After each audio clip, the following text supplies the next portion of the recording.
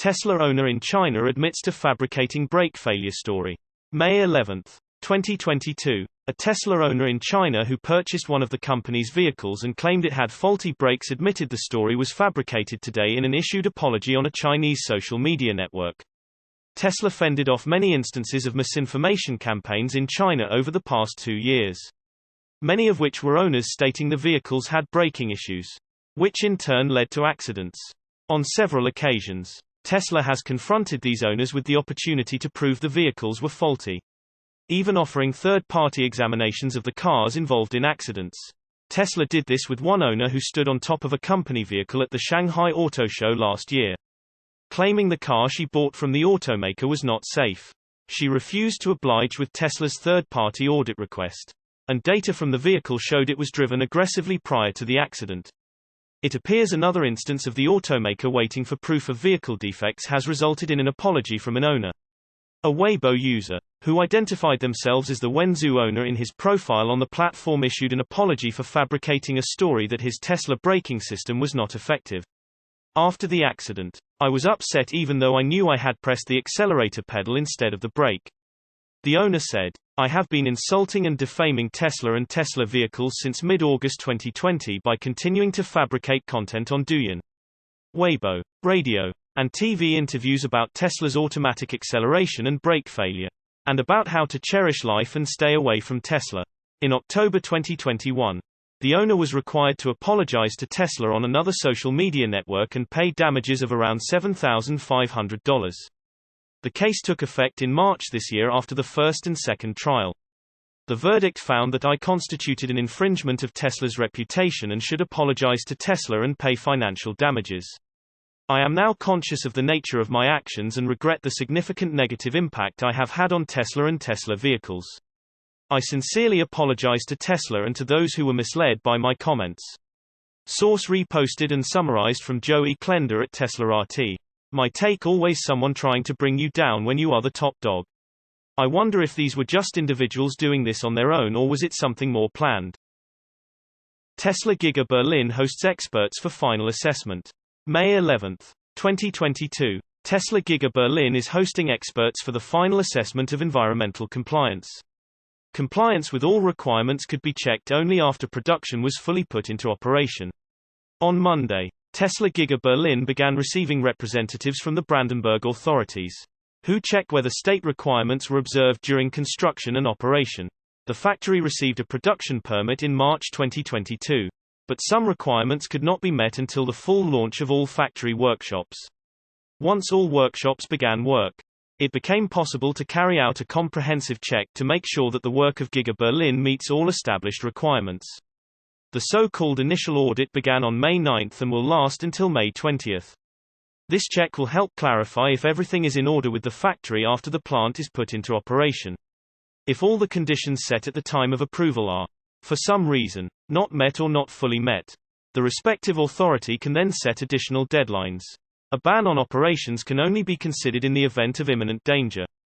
At the moment, all requirements for safe operation without immediate danger to the public and the environment at and around Giga Berlin have been met. Source reposted and summarized from Eva Fox at Tasmanian. My take: it seems that Germany is all over Tesla. I only wish that they had been so diligent with Volkswagen. Maybe we wouldn't have had Dieselgate. Tesla files suit against former engineer. May 11, 2022. Tesla has filed suit against former engineer Alexander Yatskov for allegedly stealing confidential information related to the company's Project Dojo supercomputer, which the company will be using to train its self-driving neural networks. According to Tesla, Yatskov downloaded confidential and tightly guarded information about Dojo on his personal devices. What's worse is that when Tesla found out about his actions, Yatskov reportedly tried to cover his tracks by surrendering a dummy computer instead, which contained none of the stolen information. Yatskov began his tenure at Tesla as a thermal engineer in January, where he aided in the design of the Dojo supercomputer's cooling systems. Tesla noted in its complaint that Yatskov had access to Dojo's cooling information and other confidential information related to the neural net training supercomputer.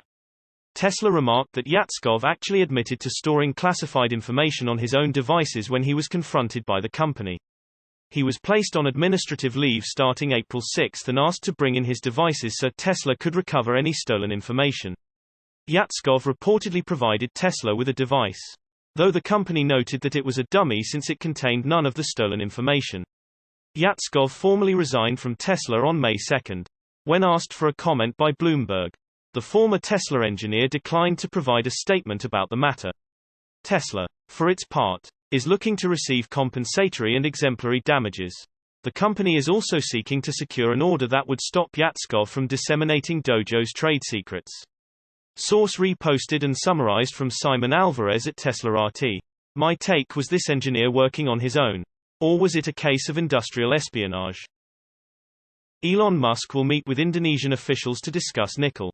May 11, 2022. Tesla CEO Elon Musk is reportedly set to meet with Indonesian President Joko Widodo as early as this week to discuss electric vehicle supply chain development in the Southeast Asian country. Tesla representatives traveled to Indonesia last week to discuss nickel production at a hub in the country. According to a report from Reuters, the reps, who have not traveled back to the United States yet, were confirmed to be in Indonesia to visit the nickel plant by Luhut Binsar Panjaitan, the country's coordinating Minister of Investment and Maritime Affairs.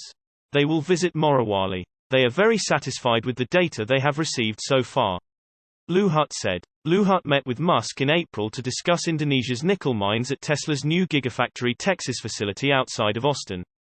I did not expect to be greeted so cordially by the CEO of Tesla, Elon Musk, at the Tesla Gigafactory in Austin, Texas, Luhut said in an Instagram post. This is indeed the first time for Elon and I to meet. But actually, our communication has been established for the past 2 years. For about an hour, I conveyed the potential raw material for electric vehicle batteries, which we are currently exploring through the Mineral Downstream program. Nickel has become an extremely high-demand material as electric vehicle battery production has started to increase across the automotive industry. Now that so many automakers are developing EVs, the supply of battery materials is where many companies are beginning to look to develop their own cells, along with buying others from suppliers. Nickel is becoming a crucial plan for so many car companies who are scrambling to develop different cell chemistries to cater to different range ratings and performance needs. Source reposted and summarized from Joey Klender at Tesla RT. My take: sounds like a win-win scenario.